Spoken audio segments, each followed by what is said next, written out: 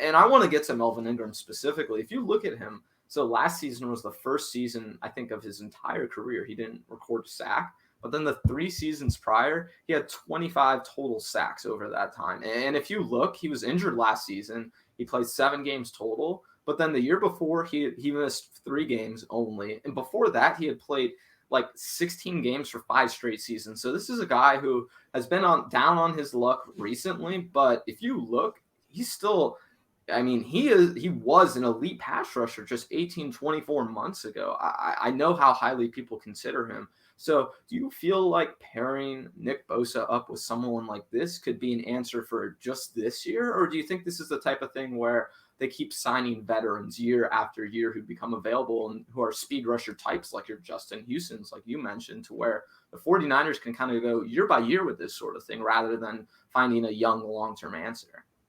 Yeah, I mean, they definitely could stream player after player. Right. I wouldn't be mad at it.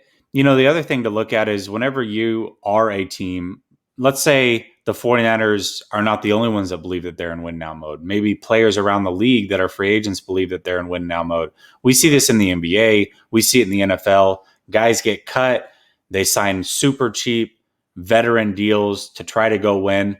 I want the San Francisco 49ers to be that team that players want to come to try to get that ring, right? I mean, there's multiple guys every year that fit this billing. And right now, Ingram is one of them, but in 2 months, it could be somebody completely different. And so, yeah, I mean, if the 49ers can prove that they are in win now mode, not only this year, but going forward, then yeah, there's multiple players that they could see at a myriad of different positions that could end up on this team.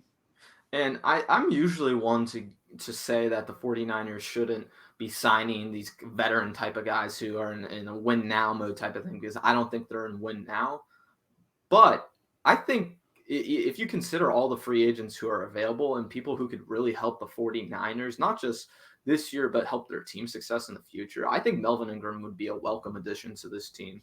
Because we do need to find pressure outside of Nick Bosa off the edge. We need to have true edge rushers who can really go out and dominate that way, to where we saw Dee Ford really succeed next to Nick Bosa in 2019 when they had their opportunities. So I certainly think this team should be addressing this as a position of need at some point. I think outside of cornerback, probably the biggest hole on defense right now. So I take all that into consideration. Yeah, go after Melvin Ingram right now. I think, if you're not going to be paying him an exorbitant amount of money, if it's going to be like, a $7, $8 million, $9 million deal, and maybe there's some incentives, but it doesn't count that much against your cap, I think that'd be perfect for this team right now.